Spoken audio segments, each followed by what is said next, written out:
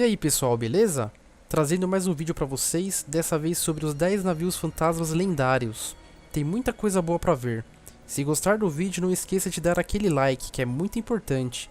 Bom vídeo a todos. HMS Eurydice. A HMS Eurydice foi uma corveta de 26 armas da Marinha Real, que foi vítima de um dos piores desastres navais em tempos de paz da Grã-Bretanha, quando afundou em 1878.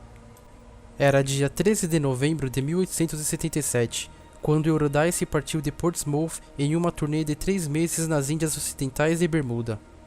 Em 6 de março de 1878, ela começou sua viagem de regresso da Bermuda para Portsmouth.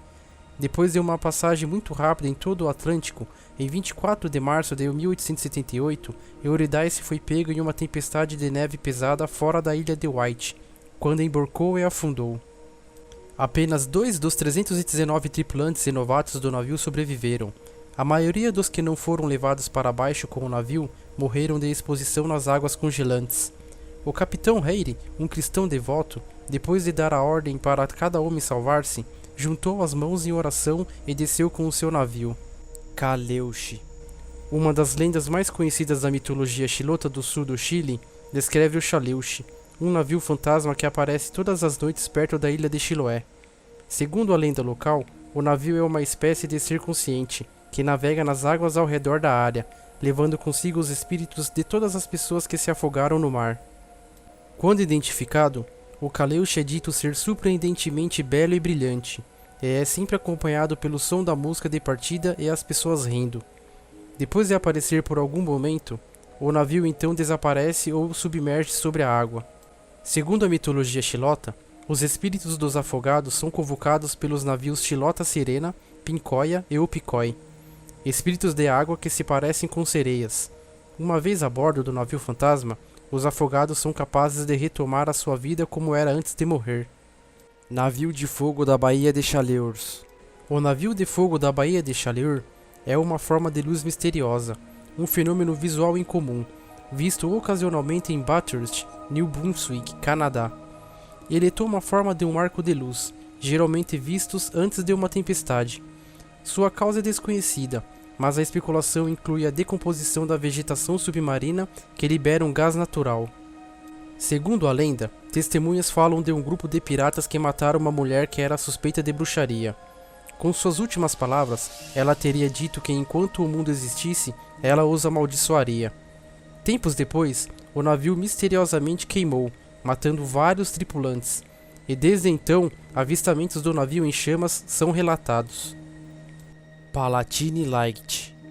O Palatine Light, como ficou conhecido, foi um navio fantasma britânico de 220 toneladas perdido do século XVIII.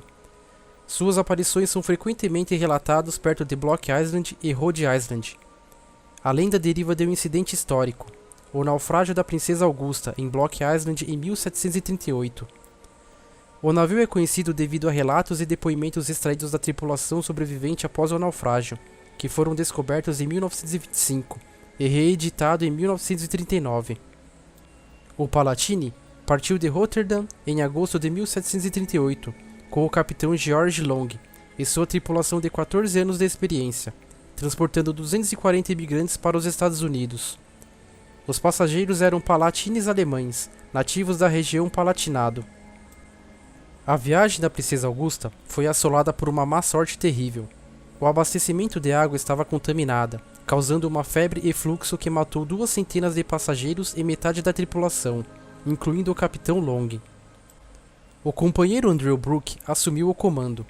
Com as tempestades severas, o navio acabou sendo empurrado para fora de seu curso para o norte, onde os sobreviventes passaram 3 meses suportando condições meteorológicas extremas e esgotando os mantimentos.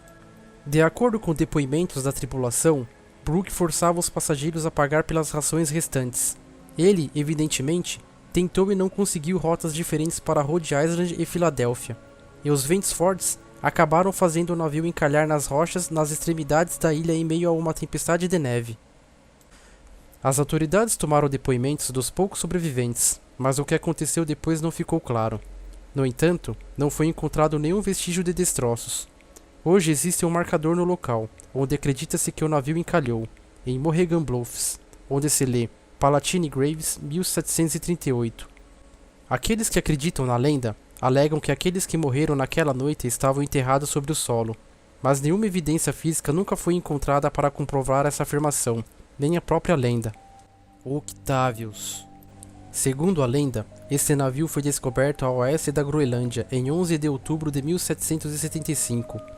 Uma equipe embarcou no navio que parecia abandonado, descobrindo que na verdade toda a tripulação de Octavius estava morta, aparentemente congelada. O comandante foi encontrado em sua cabine também congelado. Ele estava acompanhado de uma mulher, uma criança coberta com uma manta e um marinheiro segurando um barril de pólvora.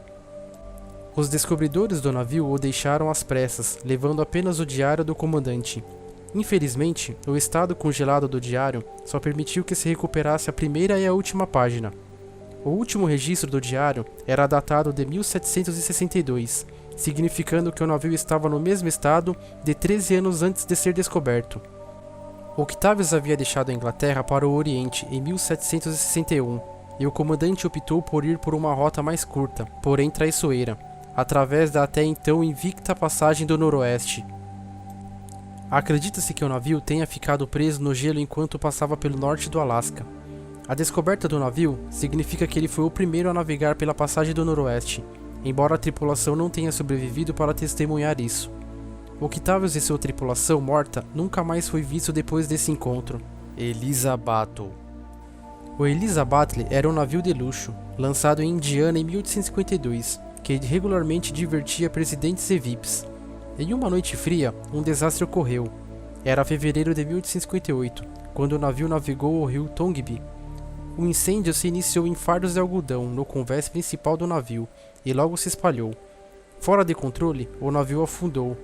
Homens e mulheres morreram em esforços para salvar seus entes queridos, embora felizmente havia pouco a bordo do navio. Dos cerca de 100 passageiros, 26 morreram. O navio afundou cerca de 8 metros, e seus restos permanecem lá até hoje. Durante as enchentes de primavera, tarde da noite durante a lua cheia, o barco pode ser visto saindo da água e flutuando no rio.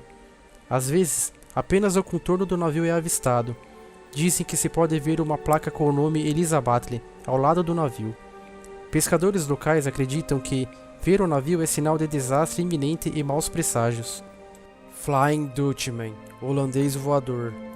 No folclore marítimo, nenhum navio fantasma é mais famoso que o Flying Dutchman, também conhecido como holandês voador, que tem inspirado inúmeras pinturas, histórias de horror, filmes e até uma ópera.